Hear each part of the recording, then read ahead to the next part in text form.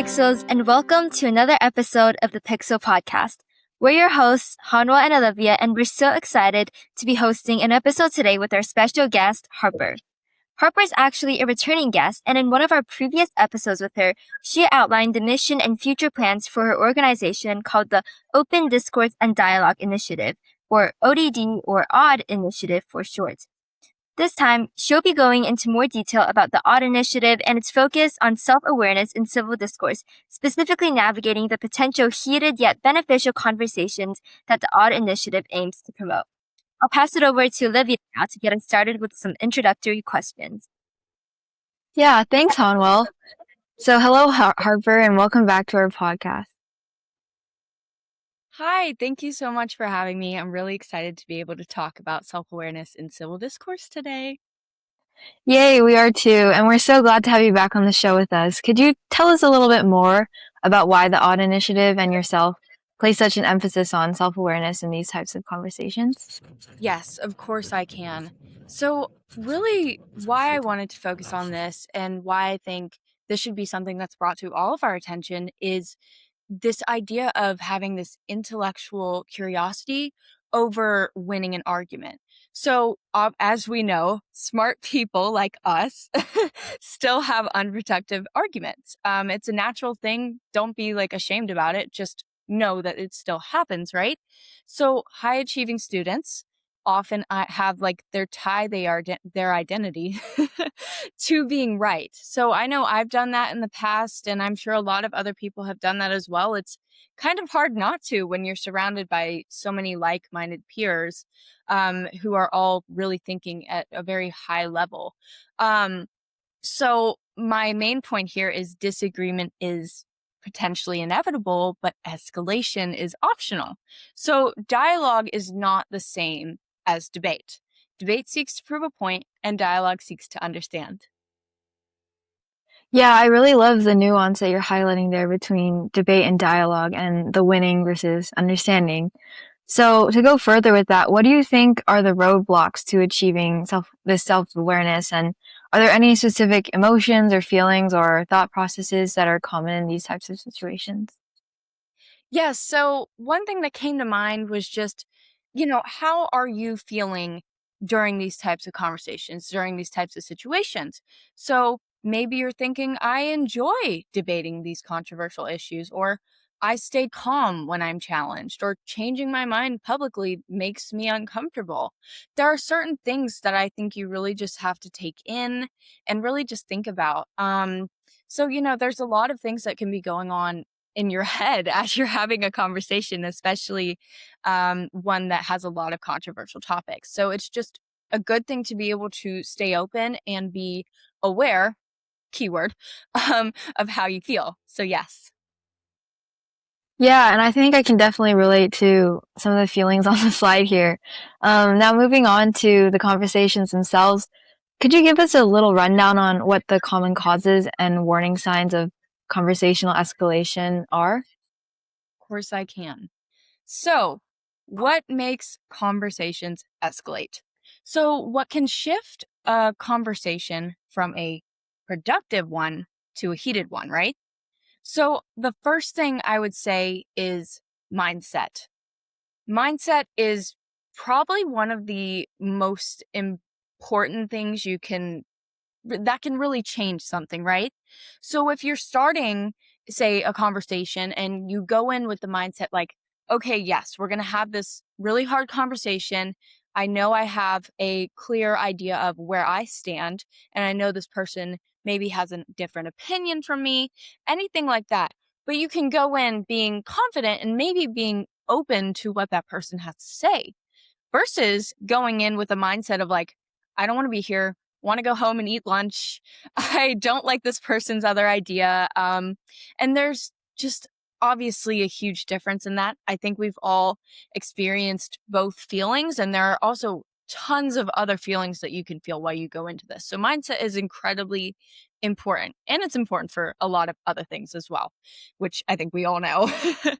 But a couple points here that I really wanted to point out as well was, first of all, ego. So what's your ego going into this? How confident are you in your position?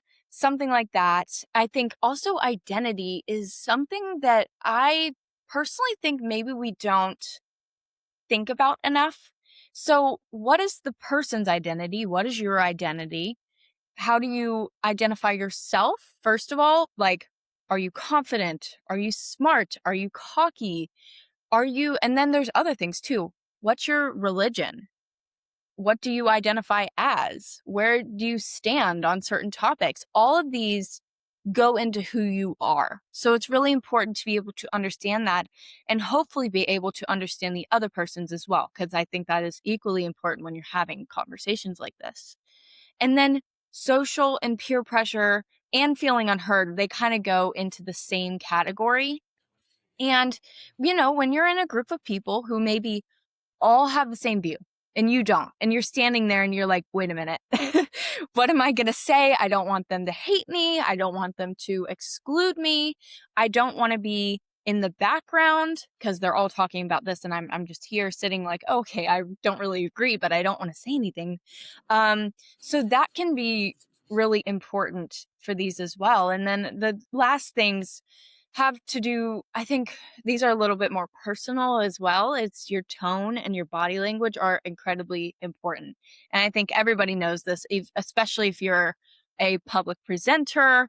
Super, super important to have great body language and a good tone, because I think tone can really set something up for success, or it can really be a negative thing that makes people not want to listen to you.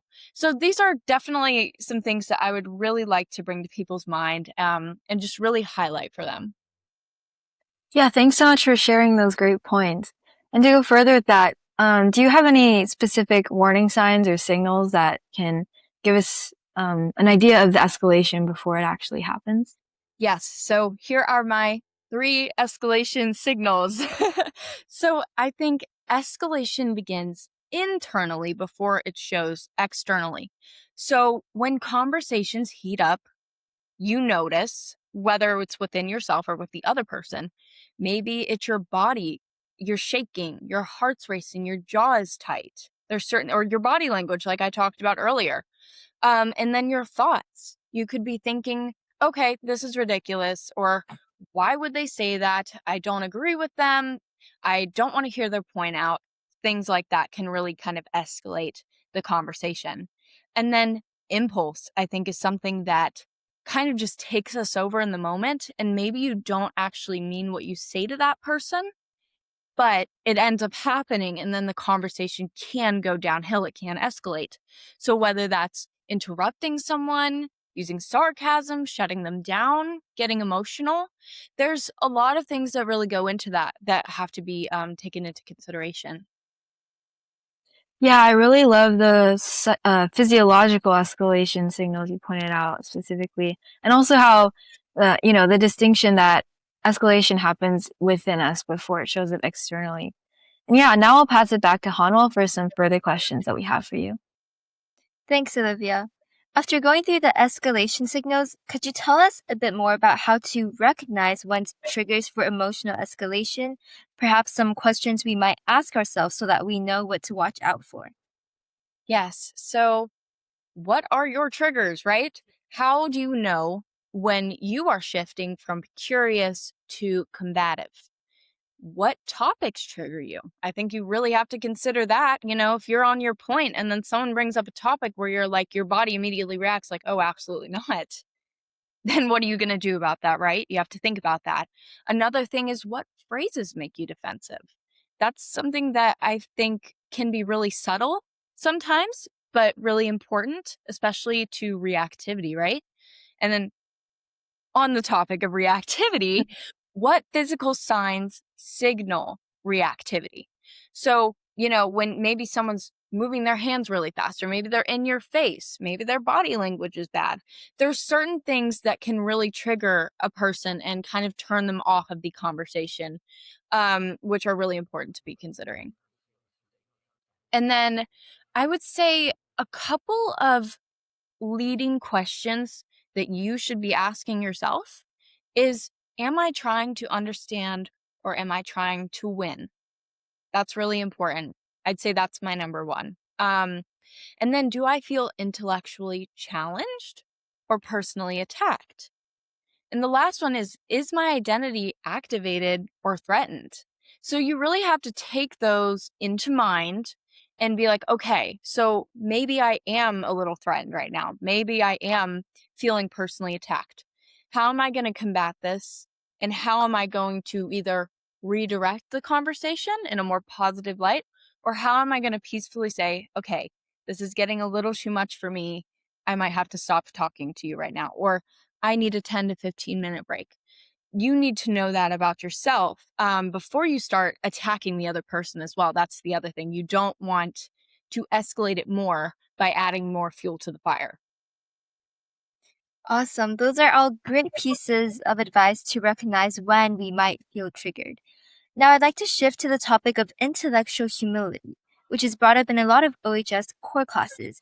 Could you tell us more about how this intellectual virtue relates to the Odd Initiative's goals? Yes, of course I can. So, first thing I have up here is being gifted does not equal being flawless, right? So, being able to acknowledge when new evidence challenges your position is incredibly important.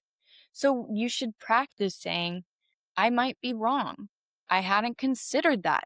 Oh, that's a good point.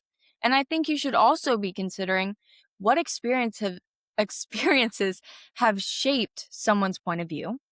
That ties back to identity as well. What are the fears or hopes behind their opinions?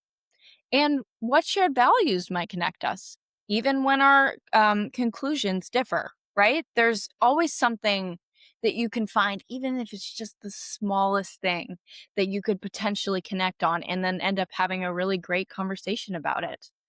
And then I have a quote here, and it's, "You don't know what you don't know." Thanks, Dr. Keating, for that. It's a fantastic quote, and I think it really ties to this idea of intellectual humility in the first place. And I think humility really increases credibility, right? So when we engage in dialogue across differences, we are not giving up our beliefs, right? We can learn to express them in ways that invite others in rather than pushing them away. We can ask questions instead of making assumptions. We can stay curious instead of getting defensive. And I think we should begin with looking at the values behind someone's opinion, even when we strongly disagree with them. Because, the behind the scenes is honestly what really matters as well. And it could be about where they live, it could be about their family, it could be about their religion. There are so many aspects that go in to what a person is saying, what a person is believing, what they're putting out into these conversations like these. So it's really important to be able to think about that before you move into, okay, I don't really like this person's idea or this or that. You need to really be able to see behind everything that's going on, which is incredibly important. Yeah, that's a really great summary and a great connection to OHS specific core classes. Do you have any specific advice that our viewers could implement when they take part in conversations like these? Of course, I think there's several ideas for moving in a better direction. And you can start with saying, I used to believe X, but now I think Y. You don't have to really say, oh, I believe Y, but you can. But you can at least think maybe something else. Something changed your opinion. Something maybe changed your mind a little bit or opened you to a new path that you hadn't thought of before. And you should ask yourself, what allowed this change? Did it feel empowering or did it feel uncomfortable? And understand that changing your mind is intellectual growth. That's something really important that we should be able to understand. We should be able to see that. That's a win, no matter what, honestly. And we don't need to argue on everything to move forward. We don't need to agree on everything to move forward, right? And I think we should talk to each other, not about each other. I've said that before, I'll say it again. And just remain open to differences of opinion. That's really important. Openness is incredibly important. And I've got some tools for heated moments as well that are also equally as important. I'm going to use that word a lot today. But, when emotions rise, you need to maybe pause before responding. Silence is 100% not weakness. Lower your voice and pace when tension rises. Ask a clarifying question and replace reactivity with curiosity instead. Or request a break, time to think, rather than just escalating it right away. And then, you need to be able to distinguish between criticizing an idea and criticizing the person. And then try to articulate your view in a way the other person would understand more. Sometimes you get into a situation where the person really doesn't understand your view as well as they maybe should think they are or think they're showing you, right? And you need to understand that. So make sure that they can really understand what you're trying to say before you're like, okay, they don't really get my point, whatever, we're moving on. Just give them time and give yourself time too to really think about things. Once again, Harper, all great strategies here. Is there anything you think conversationalists can do after the actual discussion that you think would be beneficial for their intellectual humility and general growth as a thinker? Of course. So obviously, I think reflection is incredibly important, especially after you have conversations like these. So journal privately or talk to somebody. And these are the questions I think you should be asking yourself, thinking about after these happen, which is, did I try to win or understand? Did I listen carefully? Where did my ego come into play? What can I do differently next time? My personal favorite is, what did I learn today? And did I represent my values well? Were they clear to the other person? And, by creating a space for these questions, we can achieve a new kind of leadership. And that's one that's grounded in respect, openness, and a willingness to wrestle with complexity. I love that idea that the work doesn't stop after the conversation ends and that it continues in a time of reflection. I'll pass it back to Olivia now for final thoughts and to close us out. Thanks so much, Hanwell. Yeah, so Harper, to end, do you have any brief closing thoughts or final words of wisdom you'd like to leave the viewers with today? Yes, I do. So some closing thoughts here is civil discourse is not about agreement. It is about intellectual integrity and respect under pressure. And next time a divisive topic comes up, feel free to challenge yourself. Take a breath, ask a question, and listen intently. And then you might not change your mind by the end of the conversation, but you may be able to change the conversation itself. So that's where the real progress begins. Yeah, thank you so much for those great closing thoughts, and thank you for joining us again today, Harper. I'm sure the viewers are now much more equipped to approach dialogue and discourse with an open mind and a renewed sense of respect for each other. And as always, thank you, viewers, for watching another episode of the Pixel Podcast. Make sure to stay tuned for events and news regarding Harper and the Odd Initiative, as well as conversational opportunities to exercise the different strategies Harper presented us with today. We hope you enjoyed hearing from Harper as much as we did. See you next time. Signing off, Olivia And Hanwell. Bye. Thank you.